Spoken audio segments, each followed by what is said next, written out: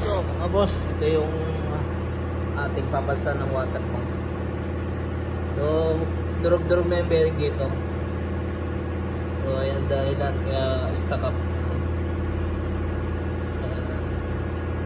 Nahirap nang iikot oh. So ito na yung bago.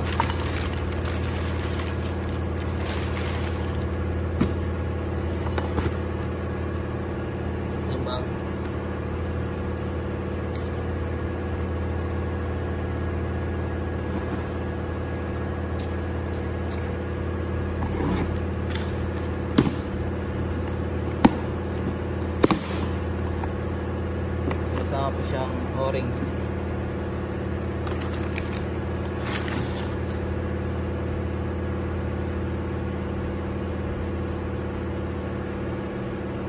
Yung bearing dun sa loob yung sira. 650 real mga boss. Original Mitsubishi Fuso.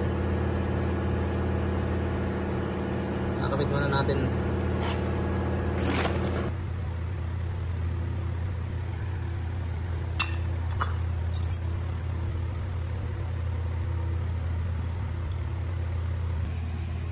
Yung mga boss, kahit mayroong o-ring dito, lalagyan pa rin natin ng ano dito, ng maliit lang na portion ng silicone para siguradong wala siyang tagas. So may kasama naman siyang o-ring. Lalagyan pa rin natin siya ng silicone gasket.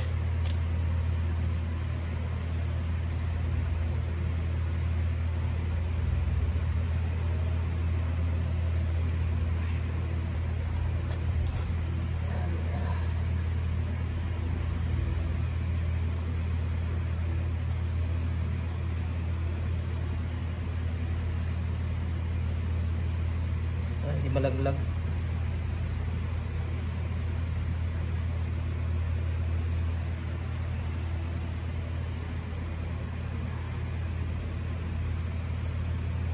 Ito lang siya lalagyan ng silicone.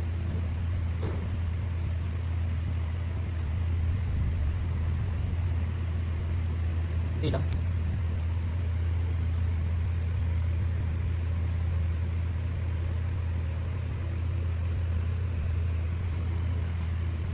Pwede naman dilagyan.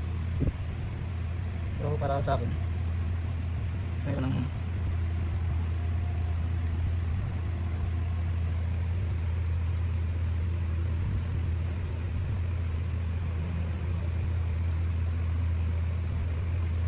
natin. So ayan, ating kakabit na itong water pump. Nalinisan na rin natin itong casing nya. So sasalpak na lang natin ito. Yan lang.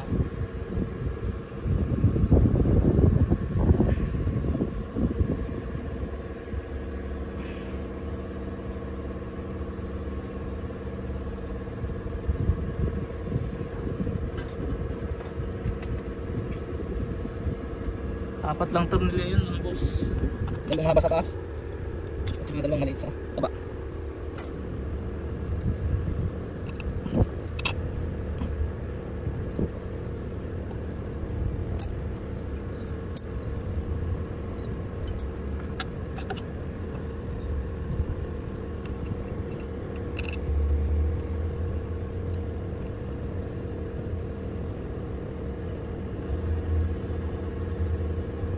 Ginagawa ko mga boss, hindi ako bumabase muna sa makina. Sinecheck ko muna yung mga belt, tapos mga puliya, yan, AC pulley, yan, inuuna ko muna yung i-check bago ako mag focus sa makinang tunog. Yan, gaya nito alternator, tatanggalin nyo muna yung mga belt, saka nyo i-check yung mga puliya kung may mga ingay. Yan. So ito sa water pump. So ang ginawa ko kanina doon sa aking live, tinanggal ko muna yung belt, tapos isa-isa kong chinek itong mga puliya ng aircon, alternator, at saka itong sa water pump. Tapos inalog ko itong water pump. Doon ko nakita na malog siya. Nung mabuksan ko, bearing durog na. Yan ang pagta-trouble dito mga boss. Isa-isa. Kasi sayang din naman ang ano, oras natin, at saka para hindi rin gumastos yung ating mga customer. Kasi mahal din to, nasa 650 real. So sa Pilipinas siguro mga ano to, 10,000 din. Yun naman yan, napakamahal.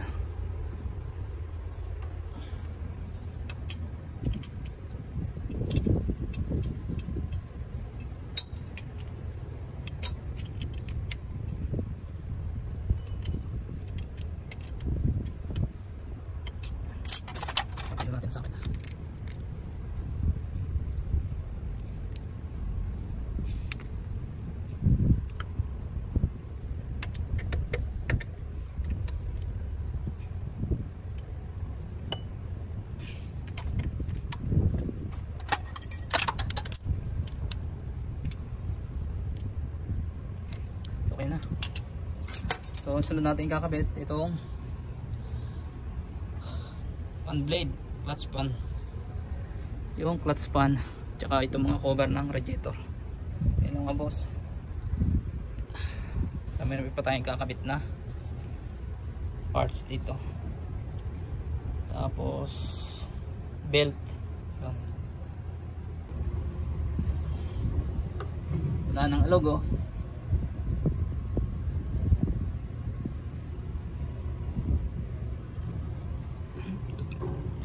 Kakabit naman natin na yan. Yung ito natin yung belt para maluwag.